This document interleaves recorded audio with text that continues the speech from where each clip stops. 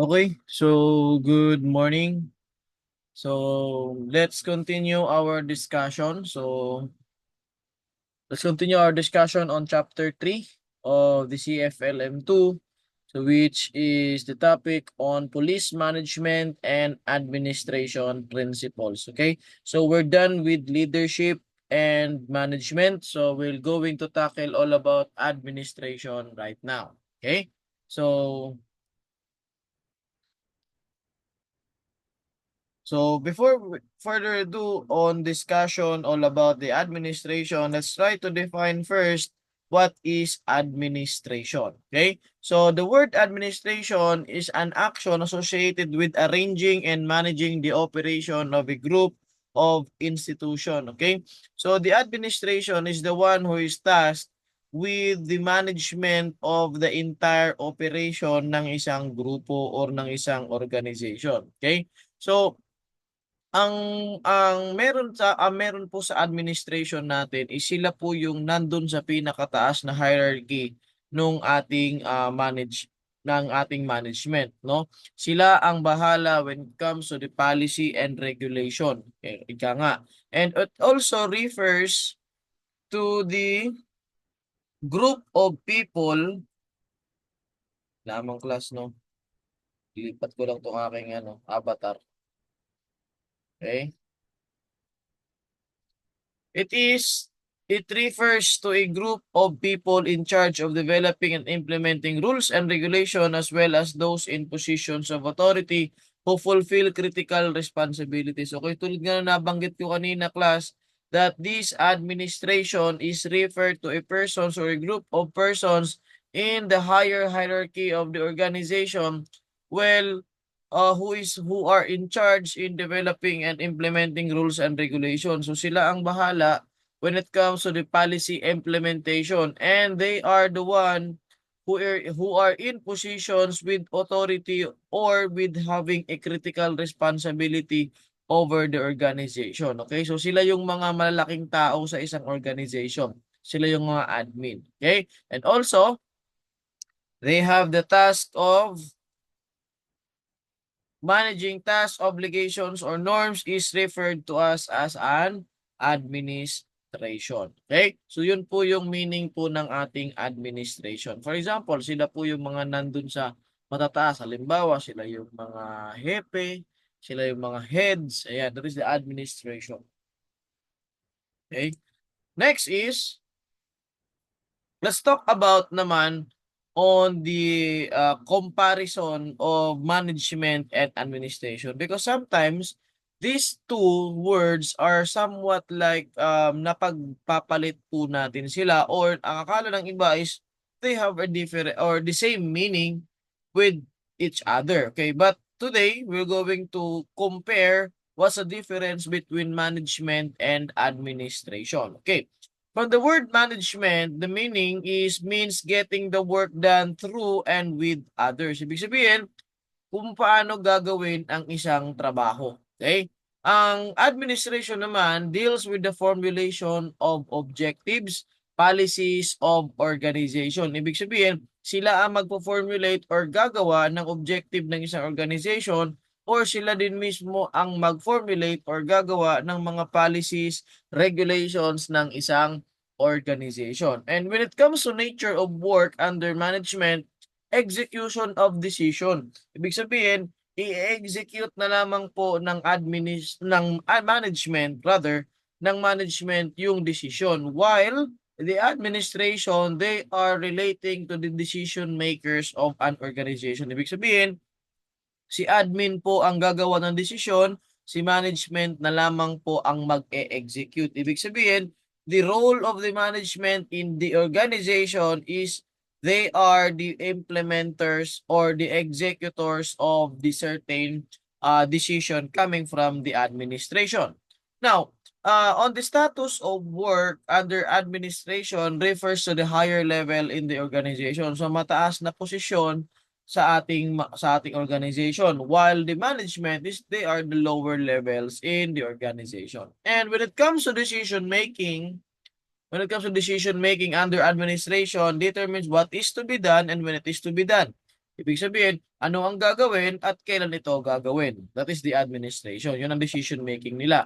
While management decides sino ang mag-i-implement ng administrative decision. Sino ang bibigyan natin ng implementation ng admin decision. So, yun po yung pinagkaiba ng dalawa. Okay? Next is, let's talk about the functions of police management and administrations. Okay? So, ano po yung mga functions of police management natin? Dito natin tatandaan yung tinatawag nating POSDECORP. Ano ba yung POSDECORP na yun? Which is first is planning, P stands for planning, O stands for organizing, S stands for staffing, D stands for directing, CO stands for coordinating, and R stands for reporting, and the last is B stands for budgeting. So those are the functions of management. But we're going to relate that one under the law enforcement. Okay?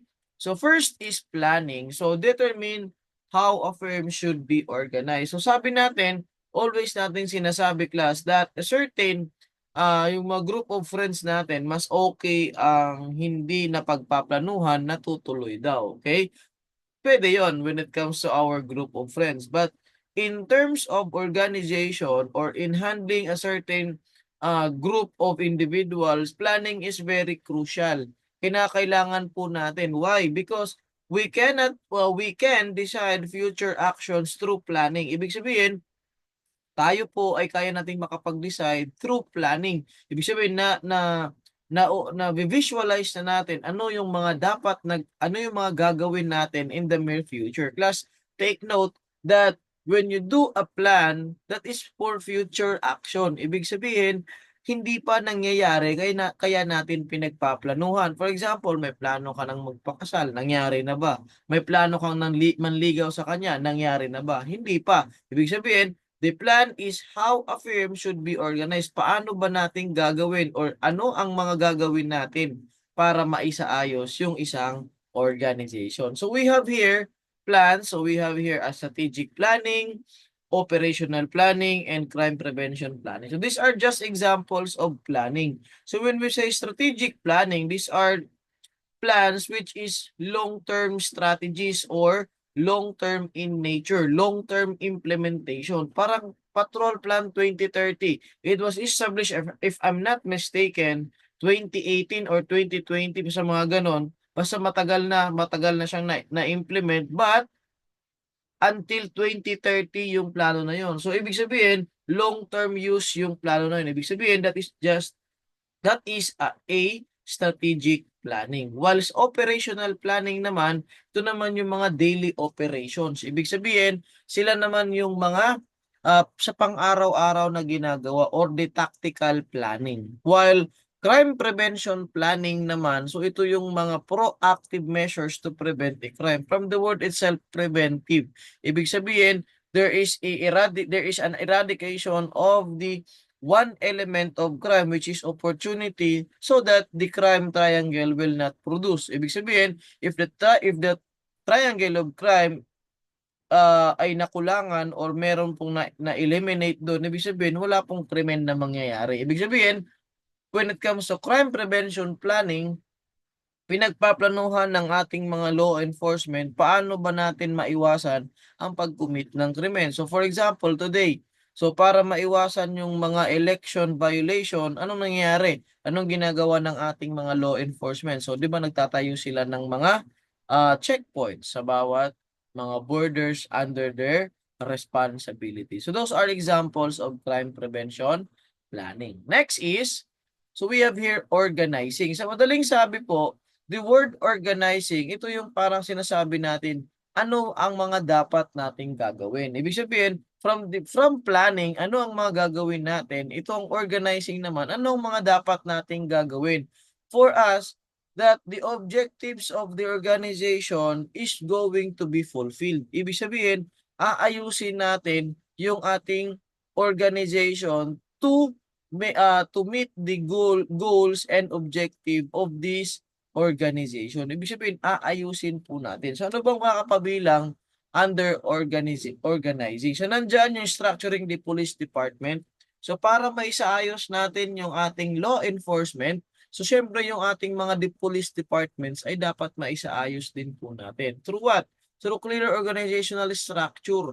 Ibig sabihin, maisaayos natin yung ating organizational structure para malaman natin in which we can define the roles, the responsibilities, the chain of commands, and also the task and obligations of a certain law enforcement officer. So, tulad nga ng nangyari sa atin ngayon, no? So for example na lang, no, the Philippine National Police is having the line and function organizational structure. So, ibig sabihin, nalalaman natin sino ang responsible for the traffic, sino ang responsible for the investigation, for the patrol. So, yun po yung pag-structure ng ating police department. And also, resource allocation po natin. So, paano nga ba tayo makakuha ng ating mga resources? Take note class that each of the resources of a certain organization, it is also limited. Hindi po lahat ay pwede sa ganito, pwede sa ganyan kasi limited lamang po yung ating resources. Next is the word staffing. Ito yung filling and keeping filled positions in the organization. Sino-sino yung mga gagalaw. Okay? Kasi hindi po mabubuhay ang isang organization if wala pong kikilos sa isang organization. So, ano nga bang meron doon sa staffing? So, syempre, nandiyan yung recruitment and hiring. Mamimili tayo ng mga taong po pwede ipasok sa organization natin. For example, sa law enforcement natin, di ba? Nagpo-post sila na hiring ang PNP, BGMP, ang BFP. Next is, pag natanggap ka na doon, syempre, before you are going to enter on that particular organization, dapat ititrain ka muna nila because you are in newbie doon sa trabaho na yan. So, ite-train ka muna. So, while you are on the organization, ang ginagawa naman is to develop your skills. So, habang nandoon ka, dine-develop mo ang skills mo. So, dyan napapasok yung mga seminars, yung mga orientation, reorientation, para ma-provide yung enhancement ng skills mo para doon sa trabaho mo. And, syempre, while you are performing your task under that particular organization, there is also a performance management. Titingnan yung performance mo, providing the feedback of your performance, the implementing of performance improvement plans if there are some of your task na kailangan i-improve or doon sa skills mo na kailangan i-improve, yun din po yung babantayan natin. Okay? So yun po yung sa loob ng staffing. Next naman dyan is the word directing. It is the process of giving orders, commands, directives, and instruction. Tatandaan po natin that a certain organization, meron po talagang magbibigay ng command sa atin. Kaya nga, we're lucky enough that we are experienced on our profession, we can able to direct our lower classes or lower ranks. Kasi nasasanay po tayo na pag upper class ang nagsabi, syempre, maniniwala po tayo because they are having the authority to give directions or give orders, which are legal orders naman.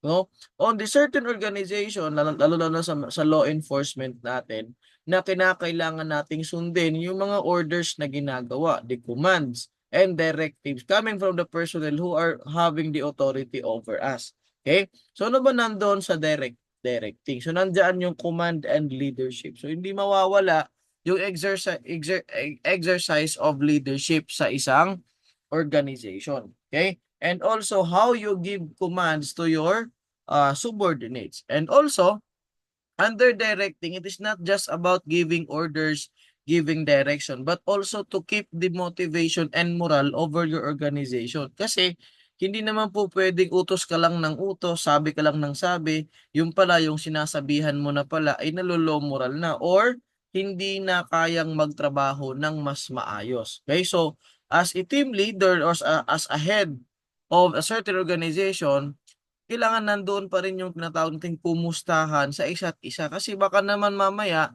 inuutos-utusan mo lang yung tao mo, pero yun pala ay low moral na or under motivation na siya. Next is yun nga, how we can maintain the motivation and morale is through communication. There is an open line of communication between the employer, between the officer or the staff or the worker. Kasi doon natin makukuha yung rapport ng bawat isa. For example, ikaw na head, nakikita mo na yung tao mo nakatulala na lang, ano ba naman yung magsabi ka lang, kumusta ka dyan? Hindi naman siguro nakakatanggal ng posisyon natin yung kukumustahin natin. So kasama po sa directing on how we give orders, how we lead our certain organization, kasama po dyan the open line communication sa isa't isa. Next is the very important one in the functions of management is coordinating. Lalong-lalo na if our activities are extra-departmental or yung tinatawag natin na lalabas tayo doon sa ating department. So, kinakailangan natin, we need to integrate the different elements within or outside of our organization. Kaya kinakailangan makipag-usap tayo doon sa outside of our organization. Not just on the outside of the organization, but also within our organization. Bakit? Ano nga ba ang kahalagahan ng tinatawag nating coordination? Kasi sa coordination, if there is a open line of communication, nakakapag-usap tayo. What are those needed to be done and ano pa ba ang dapat nating tatapusin? Okay? Kasi nakakapag-usap tayo and what are the possible plans na dapat ma-implement natin. So there are coordination. So marami tayong naririnig na tinatawag natin, lalo-lalo na yung mga encounter sa law enforcement, di ba? So sinasabi nila na there is a lack of proper coordination between two agencies kaya nagkakaroon ng miscoordination or encounter na tinatawag nila. So nandiyan yung interagency collaboration. So yung pagko-collab ng dalawang agency, for example, BJMP, nandun yung mga PDLs natin, papasok si BFP to what? To train the BDLs on how they can able to suppress fire or to prevent fire. Ayan, anong gagawin nila kung sakaling may lindol? Ayan, there is an interagency collaboration. For example, yung PNP natin makikipag-collab sa PIDEA on how they are going to eradicate the drug cases here in the Philippines. That is interagency collaboration. Kasama po yan doon sa coordinating natin. Also, in the crisis management. For example, may na-aksidente, rumispondi ang PNP, so hindi naman PNP ang kukuha doon sa injured. So makikipag-coordinate sila doon sa halimbawa, Disaster Risk Reduction Management Office o DRRMO para mabigyan ng first aid yung na aksidente or ano man ang gagawin or in order to respond to a certain emergency disaster or major accident. So yun po yung tinatawag na coordinating. Next is reporting, the system of putting what is reported into records and the manner of classifying documents or notes within the organizations or those written communications received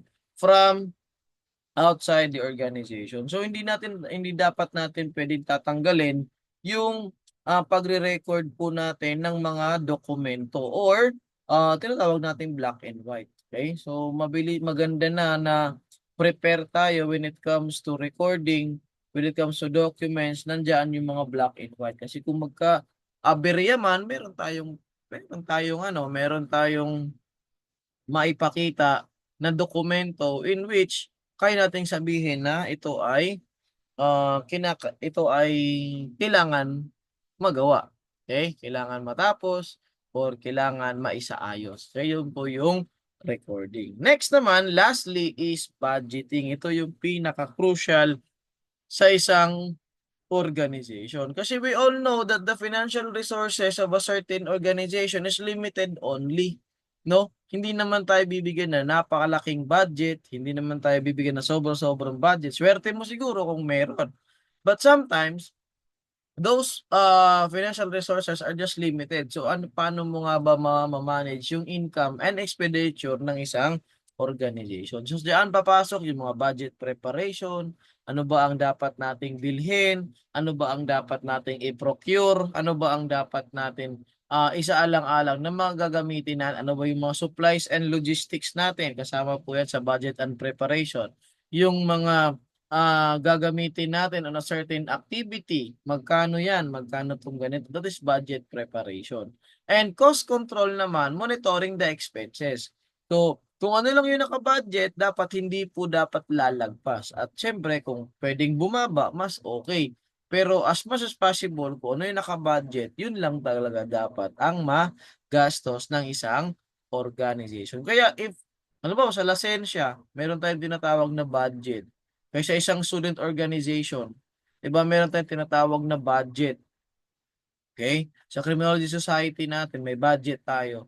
Halimbawa, so, pag nagkaroon ng budget, so kung ano lang yung naka-budget, yun lang talaga. Halimbawa, 500 lang sa ganito. So, bawal kayong umangat kasi mag-o-over budget o yung tinatawag nating OB. Okay? So, mas maganda bumaba ka, pero yan doon pa rin yung quality. Okay? So, yun po yung tinatawag nating budgeting. Okay? Next is, so we have policy development. So, pagdating sa policy development naman, kasama na siya sa police management natin kasi we tend to make or we tend to amend the older policies and procedure into a clear policies, procedures, and guidelines to govern the operation. Lalo-lalo na ngayon that we are adapting into new normal, di ba? Halos lahat ay online na. Lalo-lalo ng pandemic na halos nauso lahat ng online. So, as part of the management of the law enforcement, so nandiyan yung pag-formulate ulit natin, pag-amend ng mga lumang policies and procedure into a workable and clear policies and procedure. And syempre, to review and update those policies na kailangan ng palitan or yung kinakailangan ng amendment. Okay? And also technology and innovation management and adoption of new technologies. Alam nyo, sa ngayon, kailangan na mag-adapt. Halimbawa, tulad sa law enforcement, di ba?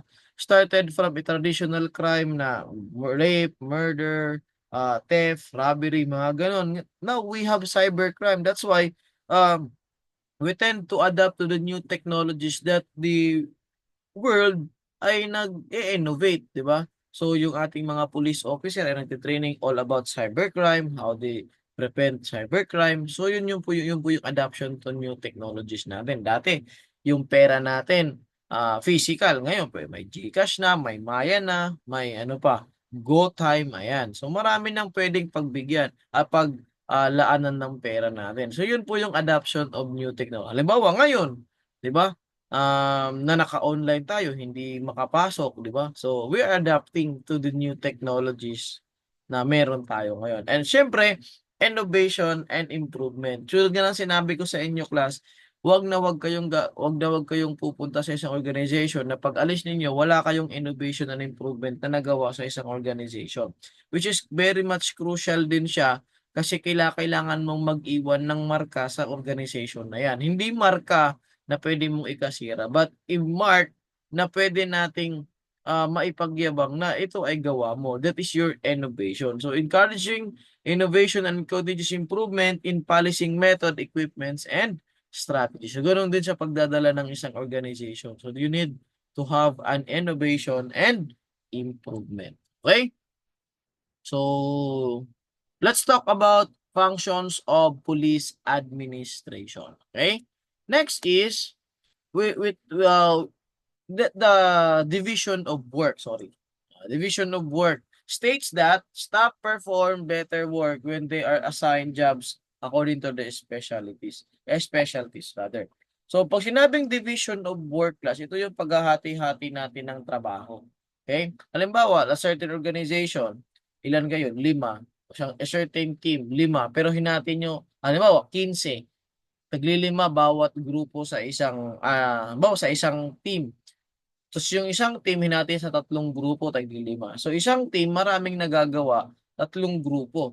Ibig sabihin, synchronous yung kanilang ginagawa kasi as one time maraming nagagawa. That is the division of work. And also, wag nating kakalimutan yung tinatawag nating labor specialization na pag nilagay natin ng isang tao sa sanay na siyang gawin yung trabaho, is mapapadali yung production. That is division of work. Next naman, under authority and responsibility. Ito yung sinasabi ni Uncle Ben sa Spider-Man. Great power comes with great responsibility. Tatandaan natin, if we hold a certain position, we have the authority, no? May authority tayo para sa kanila. But wag nating kakalimutan na if we have the authority over them, meron din tayong responsibility over them. So dapat wag natin din silang papabayaan. Kasi whatever your subordinates, whatever your members will act or done, it will reflect on you as their head or as their leader or as their manager or as their administrator. So, may mangyari mang maganda, mangyaring masama, babalik at babalik po yun. Kasi we have the responsibility. Kaya sabi nga sa Leia 1, di ba? Principle of authority and accountability and responsibility. Okay? Kasi kung ano man ang gawin ng mga subordinates natin, magre-reflect po sa atin yun as their team leader or as their leader. Next is discipline. So medyo nagkamali lang po ako dito ng lagay ng definition. So the definition dito sa ito nakalagay dito is for unity of command dapat.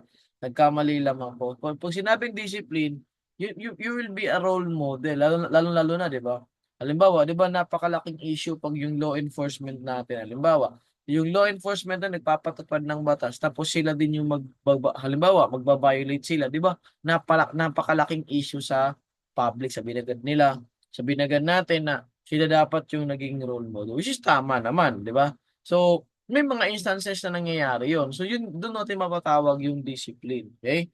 And also, we have the unity of command. Ito yung pagsunod mo sa iisang boss lang. That's why the law enforcement, iisa lang talaga ang head nila. Hindi po pwede na ang head ng AFP, head din ng PNP. Bakit? Baka pag sinabi ng ganito, ni ganyan, ano sinabi nung isa na pwede to, pero sinabi nung isa, hindi pwede. Saan ka susunod? 'Di ba? So yun yung iniiwasan that in one organization there must be one immediate boss lamang or one immediate leader doon sa isang organization na yon. Okay? Sa Lasensya, sa Criminal Society, 'di ba iisa lang ang president. Minsan dalawa ang vice, minsan may isa ang vice, but the president alone is iisa para meron tayong masundan na iisa lamang. Okay? Next is scalar chain. Dito naman sa scalar chain, unity of direction. Okay, ito yung pagkakasunod-sunod ng communication. Okay, ito yung napakahalaga kung saan natin ipupunta yung ating communication. Tatandaan natin na ang galing sa taas, pababa po yan. Okay? At ang galing sa baba, hindi na po pwedeng umangat yan kasi galing sa taas na po yun. Okay, those are the scalar chain. Okay? So, yun lamang po, no? Yun lamang yung ating discussion for today. If you have questions, feel free to ask me or to PM or to ask on our GCs na lamang po. Yun lang. And thank you.